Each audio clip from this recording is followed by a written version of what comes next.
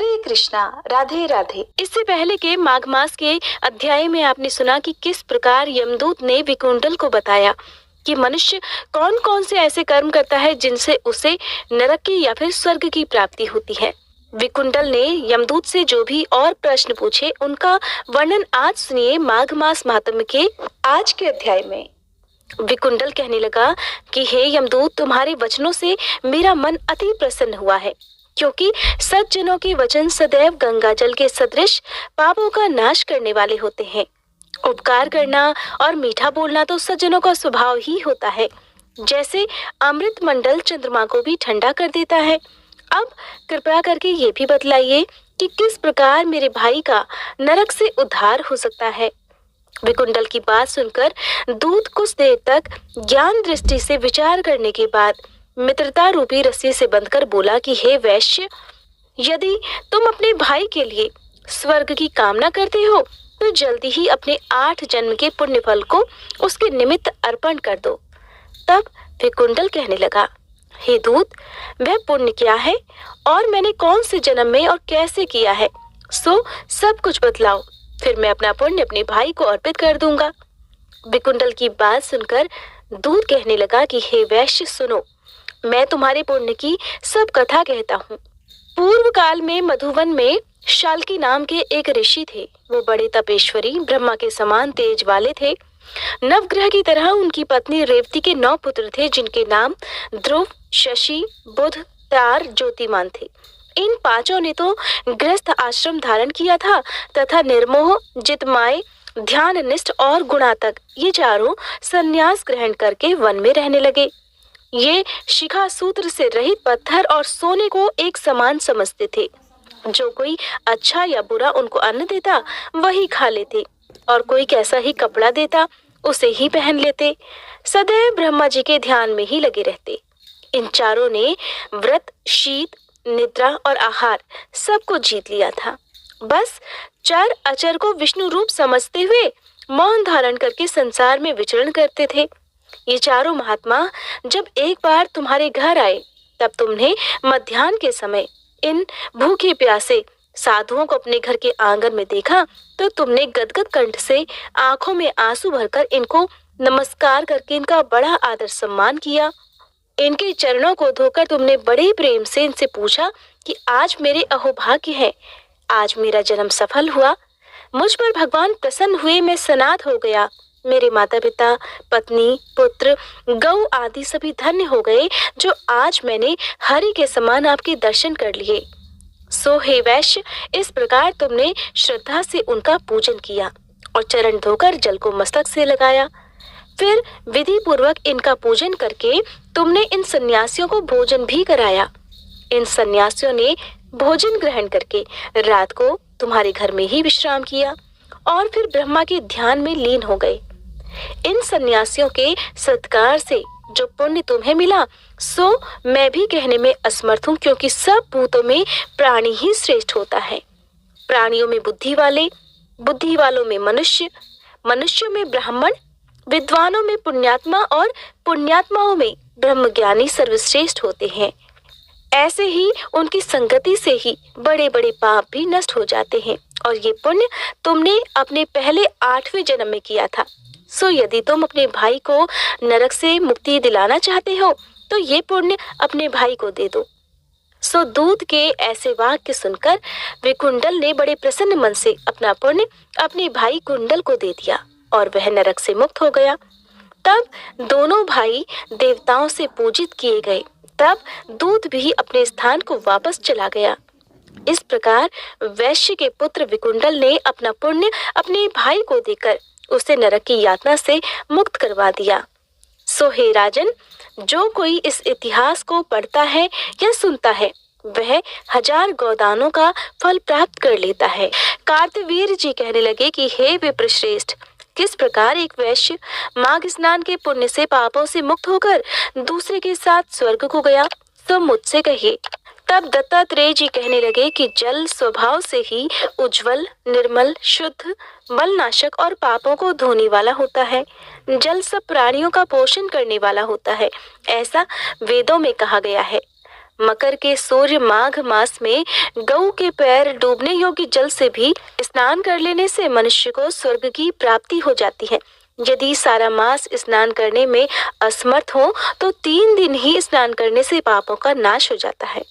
जो व्यक्ति माघ मास में थोड़ा भी दान करे वो भी धनी और दीर्घायु हो जाता है।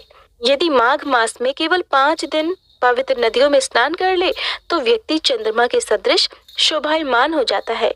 इसलिए अपना और अपने परिवार का शुभ चाहने वालों को माघ मास में बाहर पवित्र नदियों में स्नान करना चाहिए। अब माघ मास में स्नान करने वालों के नियम भी कहता हूँ, ध्यान पूर्वक सुनिए। अधिक भोजन का उपयोग माघ मास में नहीं करना चाहिए। धरती पर बिस्तर बिछाकर सोना चाहिए। भगवान की त्रिकाल पूजा करनी चाहिए। ईंधन, वस्त्र, कंबल, जूते, कुमकुम, घी, तेल, कपास, रुई, वस्त्र और अन्न का दान करना चाहिए। दूसरे की अग्नि ना तापे, ब्राह्मणों को भोजन कराएं और उनको दक्षिणा दें तथा एकादशी के नियम से माघ स्नान का उद्यापन करें। भगवान से प्रार्थना करें कि हे देव, इन स्नान का मुझे यथोक्त फल दीजिएगा। मौन रहकर मंत्र का उच्चारण करना चाहिए और फिर भगवान का मन ही मन ध्यान करना चाहिए। जो मनुष्य श्री गंगा जी में माघ मास में स्नान करते हैं वे 4000 युग तक स्वर्ग से धरती पर नहीं आते, अर्थात जीवन मरण के बंधन से मुक्त हो जाते हैं।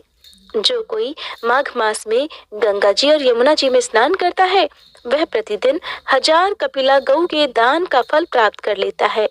दत्तात्रेय जी कहने लगे कि हे राजन, प्रजापति ने पापों के नाश के लिए प्रयाग तीर्थ की रचना की। सफेद अर्थात गंगा जी और काली अर्थात यमुना जी के जल की धारा में स्नान का महात्म्य भी अब भली प्रकार सुनो। जो भी व्यक्ति इस संगम में माघ मास में स्नान कर लेता है वह कभी गर्भ योनि में नहीं आता, अर्थात बार बार जीवन मरण के बंधन से मुक्त हो जाता है। भगवान श्री हरि की दुर्गम माया माघ में प्रयाग तीर्थ पर सब नष्ट कर देती है। माघ मास में प्रयाग में स्नान करने से मनुष्य अच्छे भोगों को भोगकर ब्रह्म को प्राप्त हो जाता है।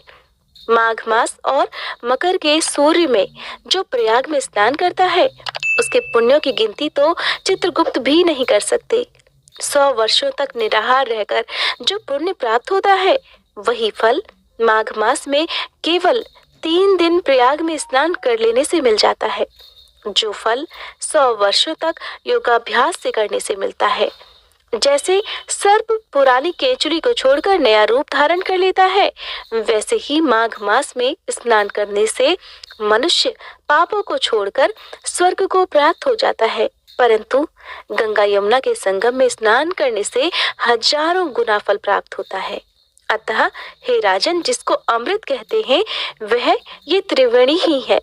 ब्रह्मा, शिव, रुद्र, आदित्य, मरुतगण, गंधर्व, लोकपाल, यक्ष, किन्नर, अणिमादि गुणों से सिद्ध तत्व ज्ञानी ब्रह्माणी, पार्वती, लक्ष्मी, शची, नैना, दिति, अदिति, संपूर्ण देव पत्नियां और नागों की स्त्रियों घृतांची, मेनका, उर्वशी, रंभा, तिलोत्तमा, अप्सरागण और सब पितर मनुष्यगण कलयुग में गुप्त और सतयुग आदि में प्रत्यक्ष सब देवता माघ मास में स्नान करने के लिए आते हैं। इन दिनों माघ मास में प्रयाग में स्नान करने से जो पुण्य प्राप्त होता है उसका वर्णन तो एकमात्र प्रभु ही कर सकते हैं। मनुष्य में तो कहने की शक्ति ही नहीं है। हजारों अश्वमेध यज्ञ करने से भी ये फल प्राप्त नहीं होता। पूर्व समय में कांचन मालिनी ने इस स्नान का फल राक्षस को दिया था, जिससे वह पापी भी अपने पाप कर्मों से मुक्त हो गया था और स्वर्गलोक को प्राप्त हो गया था। कार्तवीर्य कहने लगा कि हे भगवान, वह राक्षस कौन था और कांचन मालिनी कौन थी? उसने अपना धर्म कैसे दिया और उनका साथ कैसे हुआ? हे ऋषिवर, अत्रि ऋषि की संतानों के सूर्य, ये कथा सुनाकर कृपया मेरा कौतूहल दूर कीजिए। तब दत्तात्रेय जी कहने लगे कि राजन, इस पुरातन विचित्र इतिहास को सुनो। कांचन मालिनी नाम की एक सुंदर अप्सरा थी जो माघ मास में प्रयाग में स्नान करके कैलाश पर जा रही थी। तब उसको मार्ग में जाते हुए हिमालय के कुंज से एक घीर राक्षस ने देखा। उस सोने जैसे तेज वाली, सुंदर कटी वाली, बड़े बड़े नेत्रों वाली, चंद्रमुखी, सुंदर केश और पीन पयोधर वाली सुंदर अप्सरा को देखकर उस राक्षस ने कहा, हे सुंदरी, कमल नयनी, तुम कौन हो और कहाँ से आ रही हो? तुम्हारे वस्त्र और वेणी भीगी हुई क्यों है? तुम आकाश मार्ग से कहाँ जाती हो? और किस पुण्य के प्रताप से तुम्हारा शरीर ऐसा तेजस्वी और रूप ऐसा मनोहर है? तुम्हारे गीले वस्त्र से मेरे मस्तक पर गिरे हुए एक बूंद जल से मेरे क्रूर मन को एकदम शांति प्राप्त हो गई। इसका क्या कारण है? तुम बड़ी शीलवती प्रतीत होती हो, कृपया इसका कारण मुझसे कहिए। तब अप्सरा ने कहा कि हे राक्षस सुनो, मैं काम रूपिणी अप्सरा हूँ। मैं प्रयाग में संगम में स्नान करके आ रही हूँ, इसी कारण मेरे वस्त्र भीगे हुए हैं। अब मैं स्नान करने के बाद कैलाश पर जा रही हूँ, जहाँ पर श्री शिव निवास करते हैं। त्रिवेणी के जल से मेरी सब क्रूरता दूर हो गई, जिसके पुण्य के प्रभाव से मैं इतनी सुंदर और पार्वती जी की प्रिय सखी हो गई हूँ। जो आश्चर्य देने वाला उदाहरण मुझसे श्री ब्रह्मा जी ने कहा था, वो अब तुम भी सुनो। मैं कलिंग देश के राजा की वेश्या थी। रूप, लावण्य और सुंदरता में अपूर्व थी। मेरी सुंदरता पर सारा नगर मोहित था और मैंने अनेकों प्रकार के भोग भोगे। अनेक प्रकार के वस्त्र और आभूषणों की मेरे घर में कोई कमी नहीं थी। कई कामी पुरुष आपस में ही स्पर्धा से मृत्यु को प्राप्त हो गए। इस तरह उस नगर में बड़ी सुंदरता से यौवन व्यतीत हुआ और मैं वृद्धावस्था को प्राप्त हो गई। तब मेरे मन में एक विचार उत्पन्न हुआ कि मैंने अपनी सारी उम्र पापों में ही बिता दी। धर्म का तो कोई कार्य, दान, तप, यज्ञ आदि नहीं किया। कभी शिव जी या दुर्गा जी की आराधना भी नहीं की, न कभी भगवान विष्णु का पूजन किया। इस प्रकार अशांत मन से मैंने एक ब्राह्मण की शरण ली, जो कि वेदों के ज्ञाता और ब्रह्मनिष्ठ थे। मैंने उनसे पूछा कि हे ब्राह्मण देवता, मेरा निस्तार किस प्रकार हो सकता है? महाराज, साधु सज्जन अच्छे और बुरे सभी पर दया करते हैं, इसलिए मुझ दीन पर भी कृपा करके मुझ कीचड़ में डूबी हुई को पकड़कर उबार लीजिए। क्षीर सागर क्या हंस को ही दूध देता है, बतख को नहीं देता? तब वह ब्राह्मण राजा का पुरोहित इन सब बातों को सुनकर मुझ पर दया करके कहने लगा कि तू ब्रह्मा के क्षेत्र अर्थात प्रयाग में जाकर माघ मास में त्रिवेणी संगम में स्नान कर, परंतु मन में अशुभ क्रिया का विचार कदापि नहीं करना। पापों के नाश के लिए महर्षियों ने तीर्थ स्थान से अधिक और कोई प्रायश्चित नहीं बतलाया। प्रयाग में स्नान करने से तू अवश्य पवित्र होकर स्वर्ग को जाएगी। हे भामिनी, पुराने समय में गौतम ऋषि की स्त्री को देखकर इंद्रदेव ने काम के वशीभूत होकर कपट वेश में उससे भोग किया था। इसलिए ऋषि द्वारा दिया गया श्राप और उसका शरीर अत्यंत लज्जायुक्त हजारों भगों वाला हो गया। तब इंद्र नीचा मुंह करके अपने पाप कर्म की बुराई कराने लगा। मेरु पर्वत के शिखर पर स्वच्छ जल वाले सरोवर पर एक स्वर्ण कमल से भरे हुए कोटर में घुस गया और अपने पाप को धिक्कारता हुआ कामदेव की बुराई करने लगा कि यही सब पापों का मूल है। इसके ही वशीभूत होकर मनुष्य नरक में जाते हैं और अपने धर्म, कीर्ति, यश और धैर्य का नाश कर डालते हैं। इंद्र ऐसा सोच रहा था, सो इंद्र के बिना सारा देवलोक शोभाहीन हो गया। तब देवता, गंधर्व, किन्नर, लोकपाल इंद्राणी के सहित बृहस्पति जी से जाकर पूछने लगे कि हे महाराज, इंद्रदेव के ना रहने से स्वर्ग ऐसा शोभाहीन हो गया है जैसे सतपुत्र के बिना श्रेष्ठ कुल। इसलिए स्वर्ग की शोभा के लिए कोई क्रिया सोचिए। इस विषय में देर बिल्कुल नहीं लगानी चाहिए। तब बृहस्पति जी कहने लगे कि इंद्र ने बिना सोचे विचारे जो कर्म किया है उसका फल वो भोग रहा है। वो कहाँ है मैं सब कुछ जानता हूँ। फिर गुरु जी ने सबको साथ लेकर स्वर्ण कमलों से युक्त बड़े सरोवर में इंद्र को देखा, जिसका मुख मलिन और आंखें बंद थीं। तब इंद्र ने बृहस्पति जी के चरणों को पकड़कर कहा, हे गुरुदेव, इस पाप से उद्धार करके आप मेरी रक्षा कीजिए। तब बृहस्पति जी ने इंद्र से कहा कि प्रयाग में स्नान करने से ही तुम पाप मुक्त हो सकते हो। तब इंद्र सहित सभी ने प्रयाग में जाकर संगम में स्नान किया और त्रिवेणी स्नान से इंद्र पाप मुक्त हो गए। तब बृहस्पति जी ने इंद्रदेव को वरदान दिया कि तुम्हारे शरीर में जितने भाग हैं सब नेत्र हो जाएं। तब इंद्रदेव ब्राह्मण के वर से हजारों नेत्रों से ऐसे सुशोभित हुए जैसे मानसरोवर में कमल का फूल शोभायमान होता है। हरे कृष्णा। आज का अध्याय समाप्त हुआ। श्री कृष्ण गोविंद हरे मुरारी, हे नाथ नारायण वासुदेवा। अगर आपको आज की कथा अच्छी लगी हो तो लाइक करना ना भूलें।